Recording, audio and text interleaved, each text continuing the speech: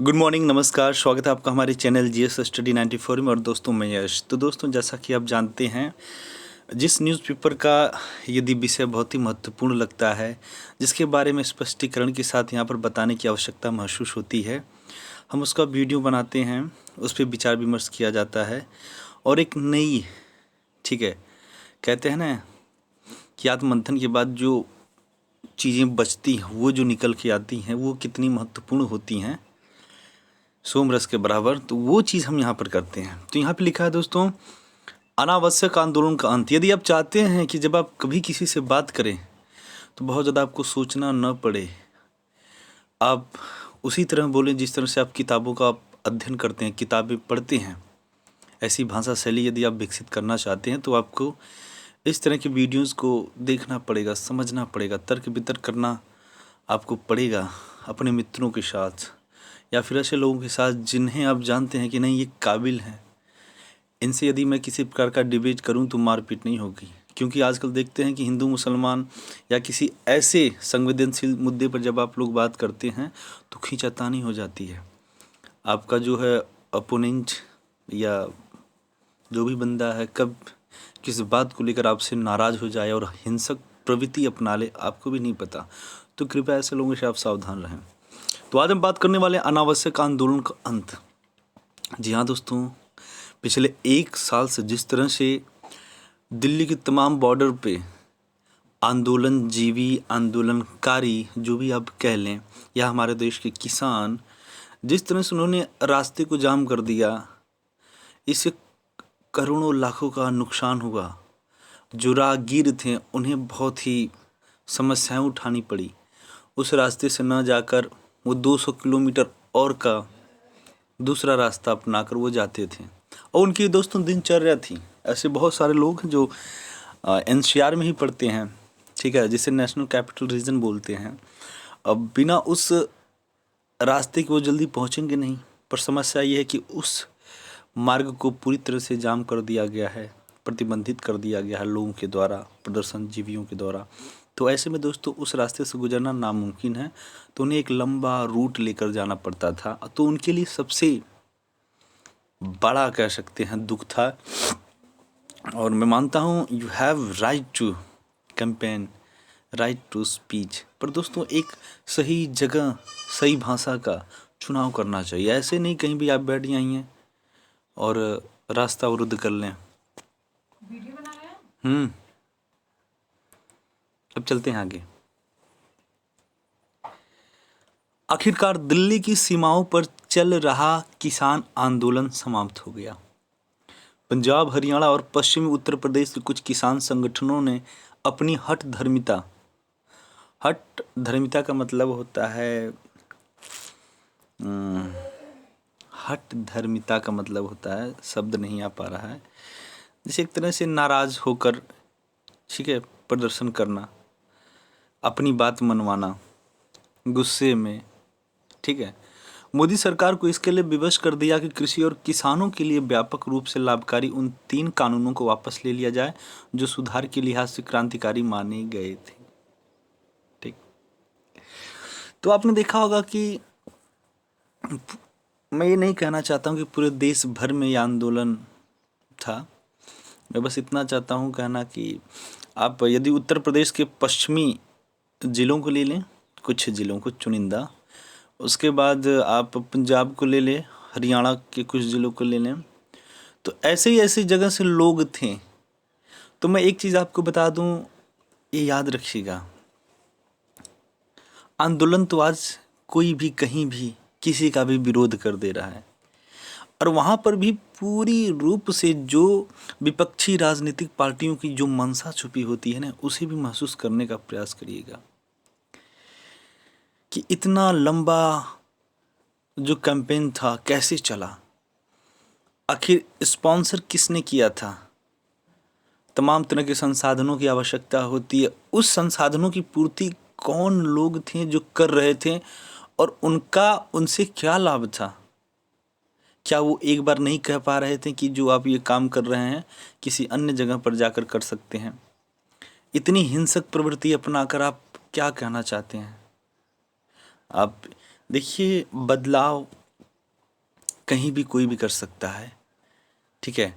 यदि आप उससे नाखुश हैं तो आप अपनी बात रखने का एक अलग माध्यम चुनिए, क्योंकि दोस्तों आप ही लोगों की वजह से कई बार हिंसाएं इतनी बढ़ जाती हैं कि वो क्रांति का रूप ले लेती हैं। आपको याद होगा, यही लोग थे जब वो परमिशन मांगे कि भैया हमको परमिशन दे दीजिए, हम एक मार्च निकालेंगे, ट्रैक्टर मार्च। उसके बाद क्या हुआ, दिल्ली की सड़कों पर जितनी तेज़ी के साथ मानो कि कोई आकर टक्कर मारेगा जोरदार, और ऐसा किया भी गया दोस्तों। तो एक तरह से जो दिल्ली पुलिस का भरोसा तोड़ा इन्होंने, और अपनी हिंसक ख्वाहिशों को पूरा करने के लिए पूरी दिल्ली को एक रनवे बना दिया लोगों ने, तो वो कहीं ना कहीं गलत था। तमाम लोग मारे भी गए इस प्रदर्शन में, और तमाम तरह की बातें हुई। कहीं पता चला किसी का रेप हो गया, किसी विक्टिम का जो आंदोलन करने आई, तो कहीं आपसी हिंसक हो गया, झड़प हो गया। मैं इसलिए कहता हूँ कि आप एक ऐसे व्यक्ति का चुनाव करें, एक ऐसे स्थान का चुनाव करें जब आप लोगों से बात भी करें तो कोई वहाँ पे गलत राय न देने वाला हो कि अरे आपने ऐसे कैसे कह दिया। इसीलिए 2 लोग, मैक्सिमम 3 लोगों से ज़्यादा आप कभी भी बहस और डिबेट मत करिएगा, और वो इस प्रवृत्ति को जानता हो। ऐसे ही नहीं, कभी भी रास्ते में चल रहे किसी से बहस करने लगे, ऐसा कभी मत करिएगा दोस्तों। यह आंदोलन आवश्यकता से अधिक लंबा खींचा और इसने संसद, लोकतंत्र और शासन को लेकर कई गंभीर सवाल खड़े किए। चंद समूहों की ओर से इस आंदोलन का इस्तेमाल मोदी सरकार को किरकिरी कराने के अस्त्र के रूप में किया गया। वो आप देख सकते हैं कि दोस्तों मोदी सरकार जो गवर्नमेंट है उसे पूरी तरह से घेर लिया गया, ठीक है। जहाँ जहाँ उसकी उपलब्धियाँ थीं उसकी नाकामी में तब्दील किया जा रहा था, ठीक है। क्योंकि जो विपक्ष की पार्टियाँ वो चाहती हैं कि मुझे कोई ऐसा मसाला मिले, और किसान हमारे देश का, समझ रहे हैं आप, जिस तरह किसानों के ऊपर आए दिन लंबे समय से राजनीति की जा रही है, उनकी आय को लेकर, उनके जीवन को लेकर, ठीक है, ये बहुत मायने रखता है। और जब ये पक्ष किसी भी राजनीतिक पार्टी के खिलाफ हो जाएगा तो मानिए उसकी स्थिति बहुत ही खराब हो जाएगी, ठीक है। तो यही हुआ है दोस्तों, इसीलिए पूरे संसाधनों के साथ इन्हें पहुंचाया गया कि भैया आप वहीं पर रहिए, यदि परिवार में कोई दिक्कत हो तो परिवार हम संभाल रहे हैं, सारी आवश्यकता की चीज़ें जो पूर्ति की जाती है मैं पहुंचाऊंगा।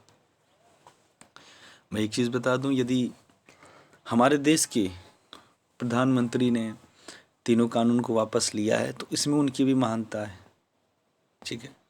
महानता इसलिए है कि वो बंदा किसानों के आगे झुक गया। यदि कोई और होता तो क्या ऐसा होता, यदि हर वर्ग के लोग अपने अपने कानून को ऐसे ही वापस करने के लिए इस तरह के आंदोलन करने लगे तो दोस्तों फिर देश में क्या स्थिति होगी। ट्रिपल तलाक पे अगर ऐसे मुस्लिम भाई बहन अगर ऐसे ही करने लगे तो क्या होगा। नागरिकता संशोधन पे यही, हालांकि ऐसा हुआ था, इस तरह के प्रयास हुए थे, पर किसानों की बात अलग है, ठीक है। यह किसान संगठनों की जिद ही थी कि उन्होंने तब भी अपना आंदोलन जारी रखा जब केंद्र सरकार ने नए कृषि कानूनों के क्रियान्वयन को 1.5 वर्ष के लिए स्थगित करने का प्रस्ताव दिया था, और बाद में सुप्रीम कोर्ट ने भी इन पर रोक लगा दी थी। अब एक चीज़ और बता दें, इस चीज़ को आप मानिएगा कि कुछ न कुछ खामियां ज़रूर थीं इस तीनों कानून में, अन्यथा दोस्तों इतना बड़ा विरोध प्रदर्शन भी नहीं होता, ठीक है। तो कभी कभार ऐसा होता है ना कि यदि किसी कानून का आप निर्माण कर रहे हैं तो समाज में, ठीक है, जो उससे जुड़े लोग हैं उस व्यवसाय से, उनसे जाकर कुछ राय मशवरा लीजिए, उनसे बातचीत करिए, क्योंकि खेती वो करते हैं, सारी चीज़ें वो सहते हैं, आप नहीं। आप तो बस संसद में बैठ के कोई चीज़ बना देते हैं, पर व्यवहारिक रूप से उनके जीवन पर इस कानून का क्या प्रभाव पड़ेगा, पहले आप जाकर उन किसानों से मिलें, क्योंकि हमारे देश में तमाम तरह के किसान हैं ना, छोटे, लघु, ठीक है। किसी के पास इतना ज़्यादा खेत है कि पूछिए मत, किसी के पास बस नाम का क्षेत्र है, किसी के पास बस है। तो जिस तरह की अनियमितता है उसे भी अपने जहन में रख के ऐसे चीज़ों पर विचार करें। किसान संगठन इन तीनों कानूनों की वापसी पर अड़े रहे हैं। जब प्रधानमंत्री नरेंद्र मोदी ने पिछले महीने कृषि कानूनों को वापस लेने का ऐलान कर दिया और किसान संगठनों से अपील की कि वे वापस घर जाएं, तब भी आंदोलन समाप्त नहीं किया गया। इसके बजाय किसान संगठनों ने 5 नई मांगें जोड़ दी, जिनमें न्यूनतम समर्थन मूल्य यानी एमएसपी पर सहमति का गठन, आंदोलन के दौरान कथित रूप से जान गंवाने वालों के किसानों के परिवारों को मुआवजा, प्रदर्शनकारी पर दर्ज मामलों की वापसी, बिजली संशोधन बिल पर आगे न बढ़ने और प्रदूषण कानून के तहत पराली जलाने को लेकर किसानों पर कोई सख्त कदम न उठाने की बात शामिल थी। तो बता दें, जब इसको आप पढ़ेंगे इसमें बहुत ज़्यादा चीज़ नहीं है कि जो सरकार न माने। मैं फिर कहता हूँ, कई सारे लोग मारे गए तो उनको तो कंपनसेशन मिलना चाहिए, ठीक है। क्योंकि जब सरकार बैकफुट पे आ गई है, कानून वापस कर ली रही है, तो इससे कहीं ना कहीं ये पता चलता है कि सरकार की गलती है, ठीक है। तो जितने प्रदर्शनकारी इसमें मरे, जितने आंदोलनजीवी मरे इसमें, कम से कम उनको मुआवजा हर रूप में देना चाहिए, हर हाल में देना चाहिए, ठीक है। और जो भी प्रदर्शनकारियों पर कह सकते हैं, जो भी एफआईआर हुए हैं, जो मुकदमा दर्ज हैं, उन्हें भी वापस लेने चाहिए। और बिजली संशोधन पर बिल आगे नहीं बढ़ना चाहिए। और आप देखते होंगे कि किसान आजकल क्या करता है, मशीनों से अपने जो उपज है उसको कटवा लेता है और उसके बाद खेत में आग लगा देता है, जिससे उसकी पराली जल जाए, ज़्यादा मेहनत ना करना पड़े। तो ऐसे में तमाम तरह के कानून भी हैं कि सैटेलाइट के माध्यम से ये चिन्हित किया जाएगा किस क्षेत्र में किस फला मालिक का खेत किसके द्वारा जलाया गया है। उसके बाद उसके ऊपर तमाम तरह के मुकदमे भी आप कर सकते हैं, ऐसा कानून बनाया गया। तो ये सारी बातें रखी गई। पर एक चीज़ बता दें, एक नया किसान नेता जो निकल कर आया है दोस्तों, वो है राकेश टिकैत। मैं मानता हूँ कि इससे पहले कई सारे किसान संगठनों का वहाँ दबदबा था, पर सारे लोग भाग गए। छोटे छोटे जब हिंसाएं हुई, कई लोग मर गए, पर ये बंदा वहाँ पे डटा रहा और जो भी सारी उपलब्धि थी इसको मिली है और मिलनी भी चाहिए। इनमें एमएसपी का संबंध तो रद्द किए गए कानूनों से है, लेकिन शेष मांगे जोर जबरदस्ती का ही प्रतीक। एमएसपी का मतलब होता है मिनिमम सपोर्ट प्राइस, ठीक है। मिनिमम सपोर्ट प्राइस ये होता है कि जब किसान का कोई भी कह सकते हैं उपज है, ठीक है, तो उसका क्या करना पड़ेगा, एक कम से कम मिनिमम एक प्राइस सरकार को निर्धारित करनी पड़ेगी कि इसके नीचे उस अनाज को न खरीदें, ऊपर आप कितना भी आगे जाएं वो आपकी मर्जी है। इन संगठनों ने अपनी मांगों को लेकर जैसा रवैया दिखाया वह कुल मिलाकर किसानों को आहित करने वाला ही है। एमएसपी पर लगभग हर विशेषज्ञ ने यही कहा कि अगर इसकी कानूनी गारंटी दी गई तो सरकार पूरे देश में किसानों की फसल खरीदने के लिए बाध्य होगी और इसका अत्यंत विपरीत प्रभाव सरकार के खजाने पर पड़ेगा। मैं मानता हूँ पढ़ना चाहिए, क्योंकि जो पिछले मतलब जब से हम आज़ाद हुए हैं, जब से हम स्वतंत्र हुए, तब से जो स्थिति है दिन प्रतिदिन और भी भयानक किसानों की स्थिति होती चली जा रही है। तो ऐसे में यदि सरकार बाध्य होता तो होने दो। मैं आपको बता दूं, मैं एक दिन जा रहा था सठियाओं मिल के पास, जो गन्ना मिल है। एक एक महीने से किसान अपना गन्ना लेकर खड़ा था वहाँ पे, ठीक है। एक ऐसी उचित व्यवस्था नहीं थी कि हाँ कोई टेक्नोलॉजी लगा के उनके गन्ने का सही से वजन करके उनको पैसा वितरण कर दिया जाए। ऐसे में किसान रो रहा था कि भैया अब ऐसे ही आधे गन्ने सूख जाएंगे तो हमें पैसा क्या मिलेगा। अब सोचिए, देश में अन्य कारोबारी, कोई सोना के कारोबार में व्यवसाय में है, कोई कपड़े में है, कोई किस में है, कोई किस में है। उन सारे मालिकों को हक है वो अपने जो उनका प्रोडक्ट है उसका दाम वो निर्धारित करेंगे। पर किसान ही एक ऐसा जिसके साथ छलावा किया जा रहा है, क्योंकि वो मेहनत करता है, पसीना बहाता है। मैं मानता हूँ, और इस चीज़ को मानिएगा, पूरी दुनिया में सबसे यदि मेहनत और अपनापन कोई बिजनेस है तो वो खेती है। और दोस्तों, सोना चांदी आप नहीं खाएंगे, पर उसके रेट देखिए दिन प्रतिदिन कितने बढ़ते जा रहे हैं, जिसको आप कभी कभार इस्तेमाल करते हैं। और जो हम डेली हर घंटे में चीज़ खा रहे हैं, अपनी शरीर को ऊर्जा दे रहे हैं, उसकी कीमत इतनी आखिर क्यों है? और उसको उगाने वाले का इतना शोषण, इतना दोहन, इतनी मार्मिक स्थिति उसकी क्यों बनी हुई है? इसी तरह बिजली संशोधन बिल को प्रभावहीन कर देने की मांग की उचित नहीं की जा सकती, क्योंकि पंजाब हरियाणा में ट्यूबवेल चलाकर धान की खेती की जा रही है। कर देना चाहिए।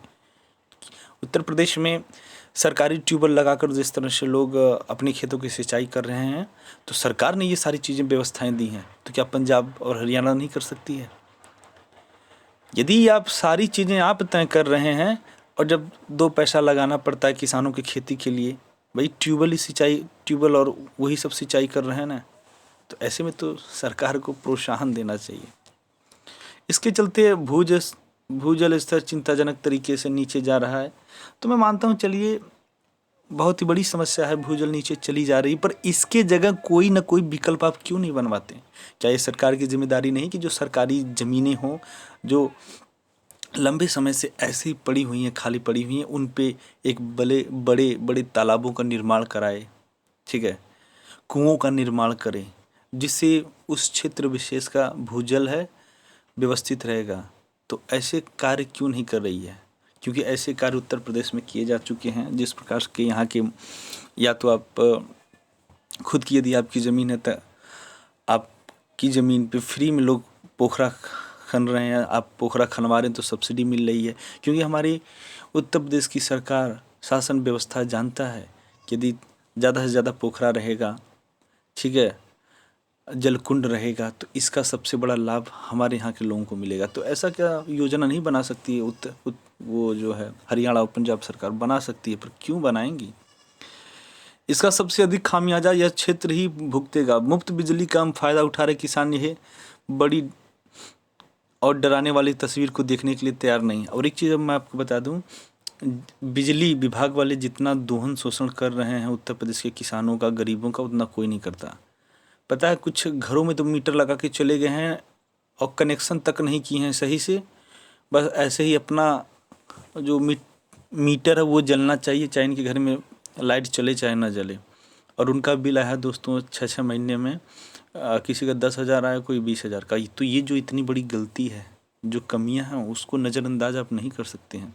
यदि ऐसे ही बढ़ावा दे दिया गया है तो ऐसे में किसान, गरीब, मध्यम वर्गीय परिवार लुट जाएगा, मर जाएगा, क्योंकि उसके पास वो जागरूकता, वो शिक्षा नहीं है कि अपनी बात रख सके। यदि कोई नेता मिलता भी हमें, तो उसको जिस प्रकार से लोग कटघरे में खड़ा करके 10 लाठी मार दे रहे हैं, तो ऐसे में कौन गरीबों की आवाज़ उठाएगा? प्रदूषण की रोकथाम वाले कानून में संशोधन की मांग और किसानों को इस चुनौती से पूरी तरह मुक्त कर देने की अपेक्षा का भी कोई औचित्य नहीं है। पराली जलाने की समस्या अत्यंत गंभीर है। इसके चलते उत्तर भारत के रूप में एक बड़ा इलाका हर साल सर्दियां आरंभ होते ही खतरनाक प्रदूषण की चपेट में आ जाता है। प्रदूषण के इस बड़े कारण से किसान भली भांति परिचित और स्वयं भी इससे प्रभावित है, लेकिन दुर्भाग्य से वे इस तथ्य की अनदेखी कर रहे हैं कि प्रदूषण की रोकथाम के लिए पराली जलाने पर रोक लगाना जरूरी है। मैं मानता हूँ, जानते हैं, कुछ विषय इतने संवेदनशील होते हैं कि आप यदि उसे सख्ती से लागू करते हैं, डरा धमका कर करते हैं, तो उसका प्रभाव गलत पड़ेगा। और कुछ कानून के रखवाले ही उसी के माध्यम से शोषण चालू कर देते हैं और लोगों से पैसा उगाने लगते हैं। तो ये चीज़ें जब तक नैतिकता के रूप में आप सामने नहीं लाएंगे, लोगों को जागरूक नहीं करेंगे, तब तक वो चीज़ें अमल पर नहीं आएंगी, पटरी पर नहीं आएंगी। तो सबसे पहली जो व्यवस्था करनी है, किसानों के बीच में जाएं, कुछ ऐसे पढ़े लिखे युवाओं को भेजें, वॉलंटियर नियुक्त करें, जो बताएं कि आप जो कर रहे हैं वो गलत है, पराली से आपके बच्चों को नुकसान है, हमारे देश को, समाज को, क्षेत्र को, सबको नुकसान है। तो आप उन्हें नैतिकता का पक्ष रखें, व्यवहारिक रूप से उन्हें ये बातें बताएं, तब जाके वो, यदि आप सोच रहे कोई बाध्यकारी कानून लागू कर देंगे उसके बाद अपनी शर्तें मनवा लेंगे, तो यहाँ पर तो सरकार भी गलत है। इसके लिए खुद तो किसानों को आगे आना होगा, लेकिन इसके आसार कम ही हैं, क्योंकि अपनी जिद की सर्वाधिक महत्व दे रहे किसान संगठन खुले मन से न तो समस्या पर विचार के लिए तैयार है और न समाधान के लिए तत्पर। अच्छा तो यह होता कि पूरे देश के किसानों के प्रतिनिधित्व का दावा कर रहे संगठन इस पर विचार के लिए आगे आते हैं कि वैश्विक पटल पर देश की कृषि को किस तरह स्थापित किया जाए। किसानों का स्वावलंबन, कृषि का आधुनिकीकरण और इसके ढांचे का अंतर्राष्ट्रीय मानकों के समीप जाना समय की आवश्यकता है। तो ये सारी चीज़ें कौन करेगा? हमारे देश के जो बड़े बड़े नेता, उनको कहाँ भैया समय है। हर महीने किसी न किसी राज्य का विधानसभा का चुनाव है, तो लोकसभा का चुनाव है, राज्यसभा का चुनाव है, तो उसमें वो बिजी हैं। वो तो अपने उपलब्धियां गिनाने में लगे हुए हैं। वो करोड़ों रुपए खर्च कर सकते हैं। किसके लिए? अपने सभाओं के लिए, अपने लोगों के लिए, कार्यकर्ताओं के लिए। पर ऐसी कोई योजना, ऐसा कोई सीधा परियोजना नहीं दे सकते जिससे लोगों का भला हो। इस रैली से हजारों गुना ये महत्वपूर्ण और लाभकारी है। यदि आप एक्चुअल में आइडेंटिफाई करें कि फला फला व्यक्ति हैं, उन्हें इस चीज़ की आवश्यकता है, तो मैं बता रहा हूँ आपको, वो 1000 गुना ज़्यादा बड़ा होगा आपकी रैली से। रैली करिए, कभी कभार कर दीजिए, चलिए, जब आपको महसूस हो, ठीक है, एकजुटता की आवश्यकता है। पर आप जिस तरह से डेली, यार हमारे ज़िले में 10-10 जगहों पे रैलियाँ चल रही हैं, जिस तरह से पैसा बहाया जा रहा है, यहाँ साला किसी के पास रोज़गार नहीं है, और जो लोग इसमें राजनीति में हैं, क्यों आज का युवा क्यों पढ़ाई लिखाई से दूर हट के ये क्यों करना चाहता है? क्योंकि उसे ये बात पूरी तरह से पता हो चुकी है कि राजनीति में आने के बाद पैसे तो ऐसे ही बहते हैं। किसानों की आत्मनिर्भरता तो तब सुनिश्चित होगी जब कि आड़तियों के चंगुल से मुक्त होंगे। जो कृषि कानून रद्द करने पड़े में इसकी राह बनाने वाले थे। यह संभव है कि समय के साथ वास्तविक किसानों को यह अनुभूति होगी कि उनके हाथ से बड़ा अवसर चला गया। आखिर यह एक तथ्य है कि पंजाब और हरियाणा के किसान आड़तियों पर से मुक्ति के लिए कानूनी प्राविधानों की वकालत करते रहे हैं। अब जब कृषि कानूनों की वापसी के साथ किसानों का आंदोलन समाप्त हो गया है, तब मोदी सरकार के लिए भी यह सीख है कि अनुचित धरना प्रदर्शन संसदीय परंपरा के लिए खतरा उत्पन्न कर सकती हैं और इनका सामना करने के लिए नया दृष्टिकोण आवश्यक है। अब देखिए, इस पर कानून भी बनाया जाएगा। ठीक है, आप जिस तरह से आप लोग संसद के अंदर तमाम तरह के प्रदर्शन कर देते हैं, जिससे जो सभाएं चलती हैं वो अनिश्चित काल के लिए स्थगित कर दी जाती हैं, तो ऐसे में आप लोगों को नहीं महसूस होता है कि हम गरीबों पे, योजनाओं पे, परियोजनाओं पे, देश के विकास के लिए जो चर्चाएं होनी चाहिए वो नहीं हो रही हैं, और आप लोग अपना अपना जाके जलवा बिखेर रहे हैं? तब आपको महसूस नहीं होता है कि इस पे भी कानून बनाना चाहिए?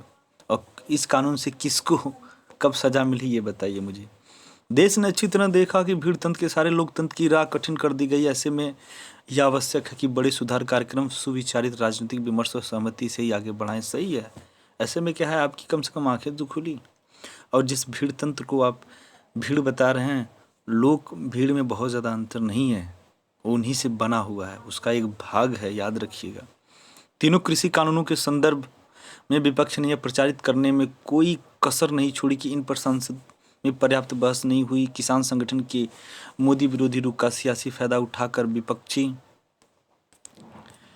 दलों ने सरकार पर दबाव बढ़ाया। सुधार के कार्यक्रम पर नकारात्मक राजनीति देश के लिए ठीक नहीं। लोकतंत्र में विपक्ष को सरकार के कदमों पर सवाल उठाने का अधिकार है, लेकिन यदि सुधार भी संकीर्ण राजनीति पर मुट्ठी भर संगठनों की जिद के आगे रुकेंगे तो इससे राष्ट्र का ही नुकसान होगा। बेहतर हो कि केंद्र सरकार विपक्ष को इसके लिए नए सिरे से भरोसे में लेने की पहल करे। तमाम कानूनों में सुधार आवश्यक है। ठीक है, कांग्रेस को यह नहीं विस्मृत करना चाहिए कि कृषि में जिन सुधारों की पहल मोदी सरकार ने की थी, वैसा ही वादा कभी उसने भी किया था। ठीक है, देश में आर्थिक और व्यवस्थागत सुधारों का सिलसिला पिछले 3 दशकों से चल रहा है।